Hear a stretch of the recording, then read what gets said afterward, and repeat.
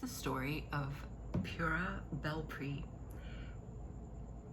and it's a true story about her life. It's a biography. It's called Planting Stories, The Life of Librarian and Storyteller Pura Belpri. It's by Annika Denise, and the illustrations are by Paula Escobar. And these are called the end papers, and I thought they were so pretty. And here she has a book on her lap, and see how all the flowers are coming out of the book. It is 1921. Pura Teresa Belpri leaves her home in San Juan for a visit to Nueva York. Words travel with her, stories her abuela taught her.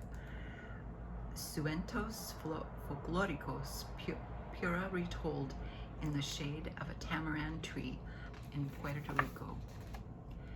Now a new island stretches before her, ripe for planting seeds of the suentos she carries. Manhattan, a city of hustle and bustle, bigger, louder, crowded, yet alive with hope and possibility. What began as a visit to celebrate her sister's wedding becomes the first steps in a new land, y una vida nueva for Pura. She works first in a garment factory, but it is cold floors and hard edges, not the soft, fertile ground where seeds take root.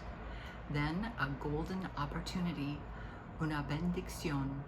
The library needs a bilingual assistant. She speaks Spanish, English, and French. She is perfect for the job. And notice all the pretty flowers coming from the library representing all of the stories.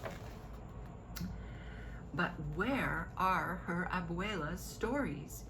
No, not one folktale from Puerto Rico is on the shelves.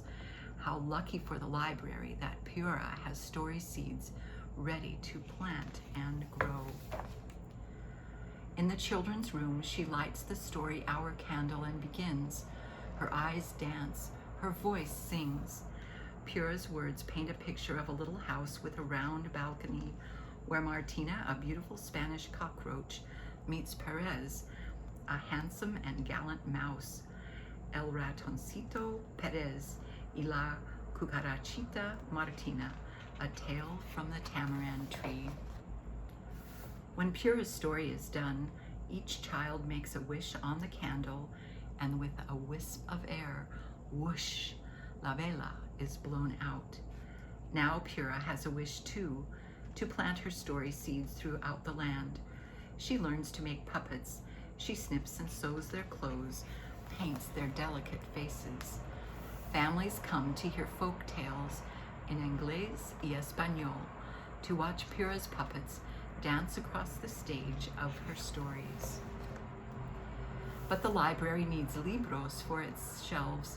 How can more children read Perez y Martina and other suentos de Puerto Rico? Pura puts her story in an envelope and mails it to Frederick Warren, a publisher. Soon, Perez y Martina is a book. Now a published author, puppeteer, and storyteller, she travels from branch to branch, classroom to classroom, churches and community centers, planting her story seeds in the hearts and minds of children new to this island who wish to remember la lengua y los colores of home. Writing, learning, speaking, teaching, traveling, Pura does not slow down until, like the beautiful Martina, she meets her Perez. On a December day in New York, Pura marries the musician Clarence Cameron White. Un año away from the library, she decides 1 year to start a new life as a wife. But a year stretches on. Together they travel to new cities. Clarence plays his music. Pura tells her stories. They are happy years of music and writing, separations and reunions, friends, family, and stories always, until on a June day in New York, Clarence stops playing his music and Pura's story must begin again. It is 1961. Pura returns to the library. There are others now, storytellers who make puppets dance, who read Perez y Martina, The Tiger and the Rabbit, Juan Bobo, The Three Magi, and many more of Pura's stories to the children. The seeds she has planted, the roots that grew shoots into the open air of possibility, have become a lush landscape into which she steps as though she has never left. And see all of the trees and flowers that represent the seeds that she planted in her stories. This book is true, meaning it is nonfiction. There is an author's note about Pura Belpri and her life, and then there are selected things that if you want to read more books about her, further reading. These are stories that were mentioned in the book and what they're about, collections of her work, and articles and films. This book will be waiting for you in the library.